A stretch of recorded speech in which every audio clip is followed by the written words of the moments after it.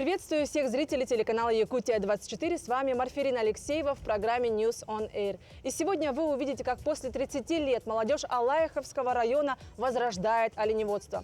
Немного эко-новостей из Верхневилюйского района, а также из южной столицы нашей Якутии. Давайте же приступим. Специально для выпуска News on Air наши зрители из Алаиховского района отправили эксклюзивное видео о быте стада кочевой родовой общины Илкан. Община начала в последнее время очень активно возрождать оленеводство. В Алаиховском районе оленей не было около 30 лет.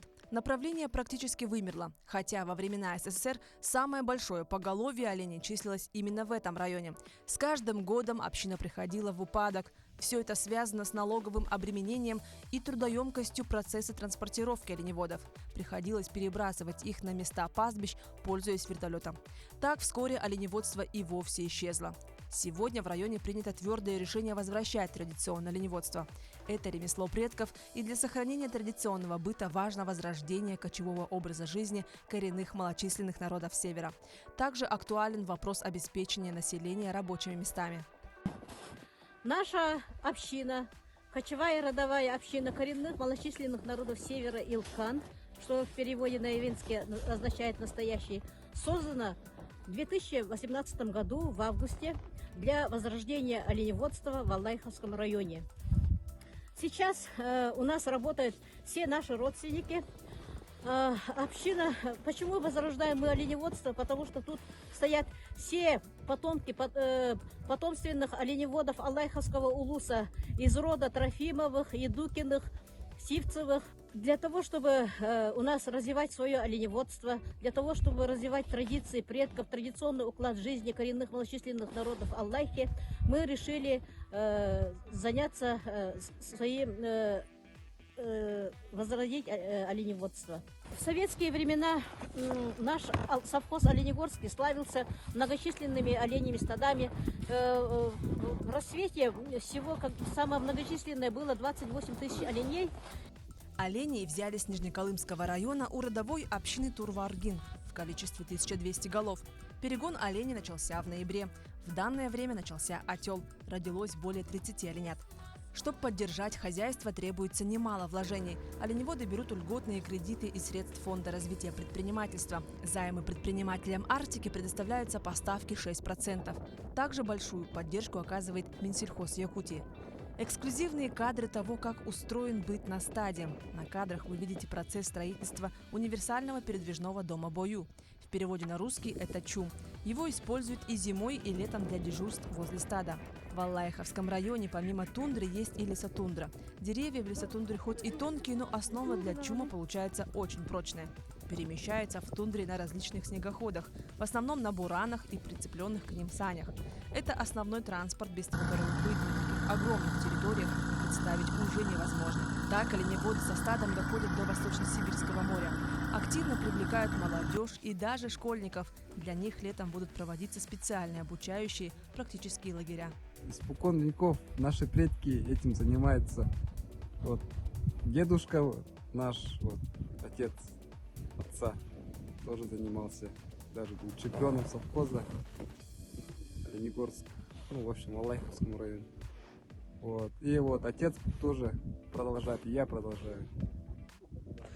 Прилетел с Якутска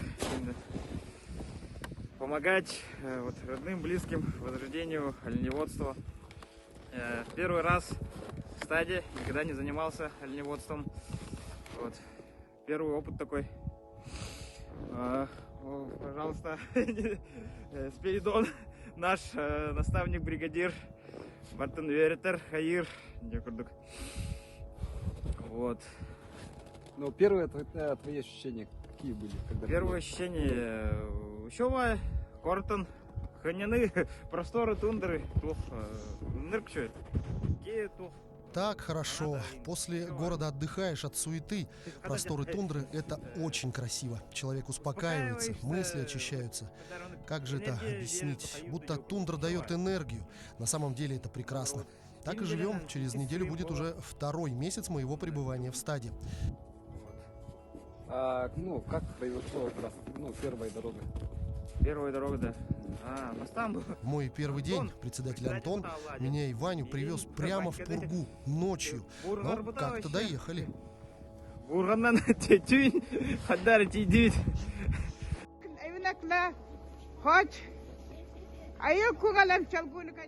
В виде соревнований ежегодно на протяжении 10 лет в районе проводятся конкурсы, в которых все этапы препятствий – это традиционные национальные элементы, которые используются в оленеводческом быту.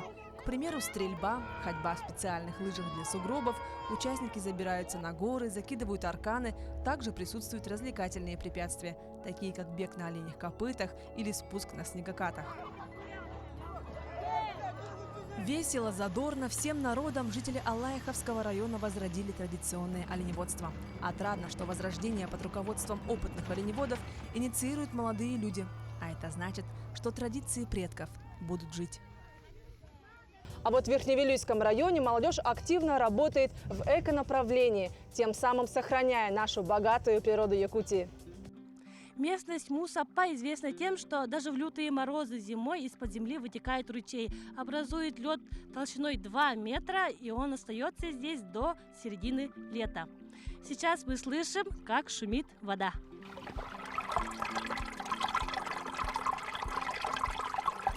В красивой местности наблюдать редкое явление природы и отдохнуть приезжает много народу, но есть факт, что многие из них не убирают после себя мусор, тем самым сильно загрязняя среду.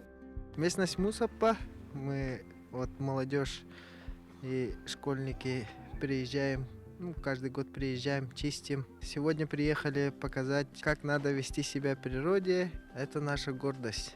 Явление природы, как Булус, где в городе там отдыхают, у нас здесь Булус.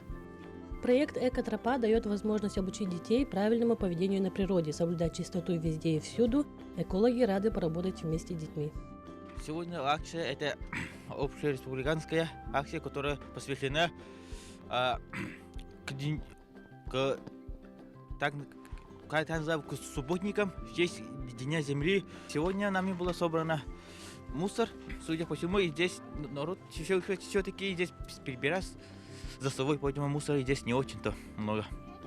Аргёцкий наследник отсюда ближе всего, поэтому эти дети здесь частые гости. Они старательно убирались в местности, которые чтят и уважают. Собирайте мусор в Якутии, очень много мусора в дорогах, реках, в земле, в деревьях. Животных становится мало. Мы хотим, чтобы было красиво, природа была должна быть чиста, воздух, вода, земля. Сегодня была проделана большая работа, а сейчас дети разделились на 2 команды и играют в чистом месте на чистом воздухе. Валерия Золотарева, Александр Адамов, Верхневилюйск. Якутия очень многонациональна. В городе Нерингри дети разных народов уже как 30 лет поют якутские песни и играют на хамусе. В столице Южной Якутии состоялся юбилейный концерт. Давайте и мы посмотрим некоторые фрагменты этого концерта.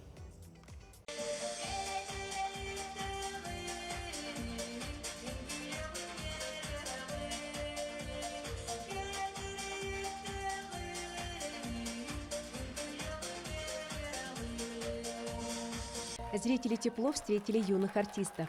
Каждое их выступление сопровождалось громкими аплодисментами. Солист ансамбля, 8-классник Ярослав Гара, занимается в Чоранчике 8-й год. Юноша очень любит петь якутские песни.